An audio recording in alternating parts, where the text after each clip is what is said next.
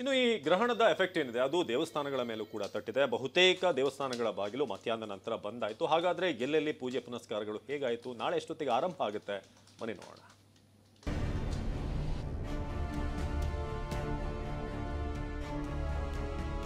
ಕಗ್ರಾಸ ಚಂದ್ರಗ್ರಹಣ effect, ಬಹುತೇಕ ದೇಗುಲಗಳು ಬಂದ್.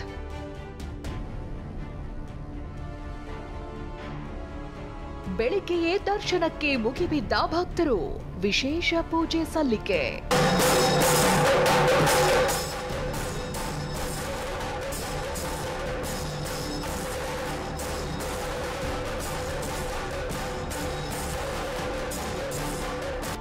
ಕಗ್ರಾಸ ಚಂದ್ರಗ್ರಹಣದ effect ದೇಗುಲದ ಮೇಲೂ ಬಿದ್ದಿದೆ. ರಾಜ್ಯದ ಬಹುತೇಕ ದೇಗುಲಗಳು ಬಂದ್ ಆಗಿವೆ. ಕೆಲ ದೇಗುಲ ಹೊರತುಪಡಿಸಿದ್ರೆ ಮತ್ತೆಲ್ಲ ದೇಗುಲಗಳು ಬಂದ್ ಆಗಿವೆ. ಬೆಳಿಗ್ಗೆ ವಿಶೇಷ ಪೂಜೆಗೆ ಅವಕಾಶ ಇದ್ದಿದ್ರಿಂದ ದರ್ಶನಕ್ಕೆ ಭಕ್ತರು ಮುಗಿಬಿದ್ರು. ಬೆಂಗಳೂರಿನಲ್ಲಂತೂ ಬೆಳಗ್ಗೆ ಮಧ್ಯಾಹ್ನ ವಿಶೇಷ ಪೂಜೆ ಪುನಸ್ಕಾರ ಭಜನೆ ನಡೆಯಿತು.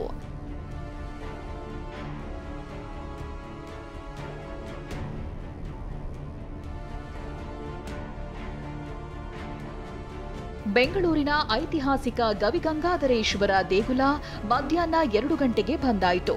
ದೇವರಿಗೆ ದರ್ಬಾ ಬಂಧನ ಮಾಡಿ ದೇವಾಲಯದ ಬಾಗಿಲು ಮುಚ್ಚಲಾಯಿತು. ಇದಕ್ಕೂ ಮುನ್ನ ಶಿವನಿಗೆ ವಿಶೇಷ ಪೂಜೆ ಮಾಡಲಾಯಿತು. ವಿಶೇಷ ಪೂಜೆ ಹಿನ್ನೆಲೆ ಭಕ್ತರ ದಂಡೆ ಹರಿದು ಬಂದಿತ್ತು.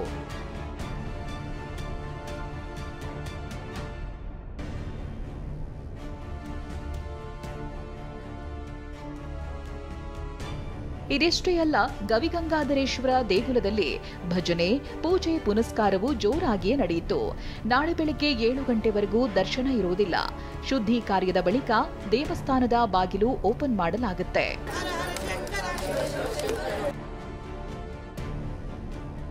ಬೆಂಗಳೂರಿನ ಬನಶಂಕರಿ ದೇಗುಲದ ಬಾಗಿಲನ್ನ ಕೂಡ ಸಂಜೆ 6 ಗಂಟೆಗೆ ಬಂದ್ ಮಾಡಲಾಯಿತು. ಚಂದ್ರಗ್ರಹಣ ಹಿನ್ನೆಲೆ ಬೆಳಗ್ಗೆಯಿಂದ ವಿಶೇಷ ಪೂಜೆ ಪುನಸ್ಕಾರ ನಡೆಯಿತು.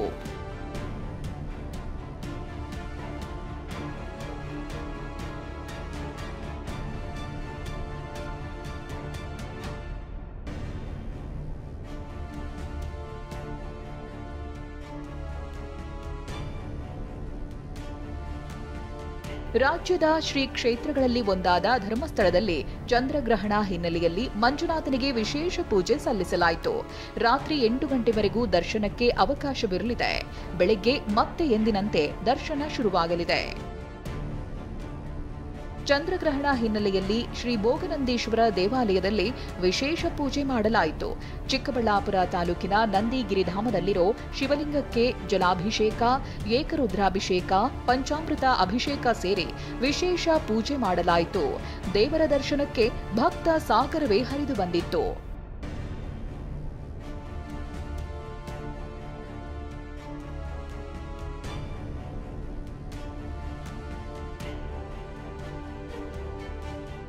ಕೊಪ್ಪಳದ ಅಂಜನಾದ್ರಿ ಪರ್ವತದಲ್ಲಿರೋ ಆಂಜನೇಯನ ದರ್ಶನಕ್ಕೆ ಬೆಳ್ಳಂಬೆಳಗ್ಗೆ ಭಕ್ತರು ಮುಗಿಬಿದ್ರು.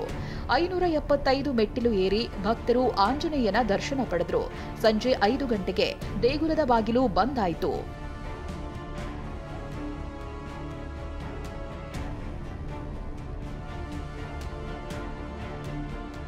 ಇನ್ನು ಇಂದು ಮಧ್ಯಾಹ್ನದಿಂದಲೇ ತಿರುಪತಿ ತಿಮ್ಮಪ್ಪನ ದರ್ಶನಕ್ಕೆ ಬ್ರೇಕ್ ಹಾಕಲಾಗಿದೆ.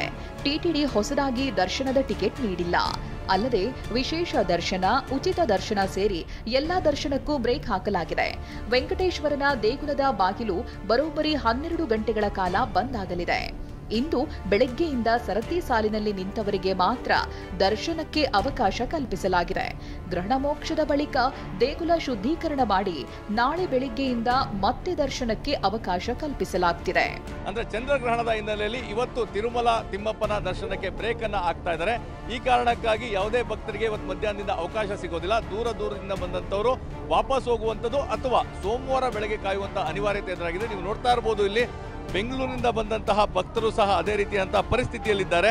ನಿನ್ನೆ ಮಧ್ಯಾಹ್ನ ಇವರು ಬೆಂಗಳೂರಿನಿಂದ ತಿರುಪತಿಗೆ ಆಗಮಿಸಿದ್ರು. ಇಲ್ಲಿ ಬಂದ ನಂತರ ಗೊತ್ತಾದಂಥದ್ದು ಚಂದ್ರಗ್ರಹಣ ಹಿನ್ನೆಲೆಯಲ್ಲಿ ಅಂದ್ರೆ ಇವತ್ತು ಮಧ್ಯಾಹ್ನದಿಂದ ದರ್ಶನಕ್ಕೆ ಬ್ರೇಕ್ ಬೀಳ್ತದೆ ಅಂತೇಳಿ. ಆ ಕಾರಣದಿಂದಾಗಿ ಅವರು ಈಗ ಒಂದು ರೀತಿಯಂತಹ ಗೊಂದಲಕ್ಕೆ ಸಿಲುಕಿದ್ದಾರೆ. ಇನ್ನು ಕಾಶಿ ವಿಶ್ವನಾಥ ಮತ್ತು ಅನ್ನಪೂರ್ಣ ದೇವಸ್ಥಾನದ ಬಾಗಿಲು ಬಂದ್ ಆಗಲಿವೆ. ಕಾಶಿ ವಿಶ್ವನಾಥ, ಅನ್ನಪೂರ್ಣೆ, ಮಾತೆ ವಿಶಾಲಾಕ್ಷಿ ದೇವಾಲಯಗಳಲ್ಲಿ ಗ್ರಹಣಕ್ಕೆ 2.5 ಗಂಟೆಗಳ ಮೊದಲು ದರ್ಶನ ಬಂದ್ ಆಗಲಿದೆ.